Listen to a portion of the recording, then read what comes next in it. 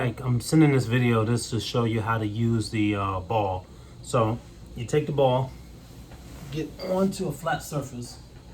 You can lay down,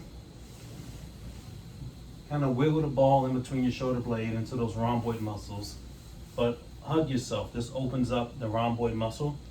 So with your knees and bent and your feet flat, just kind of rock your body left and right. Your target is for it to run along the medial border of your shoulder blade, and that's getting the rhomboid muscles and the erector muscles beneath that. So maybe 5 to 10 rolls in this way. Then you can take your arm through overhead, almost like a pitching motion. So just like a freestyle stroke with swimming, up, down, and you'll feel the movement underneath with the ball. You can then open, close, just like a tennis stroke, like a backhand, forehand, backhand, forehand, just like that.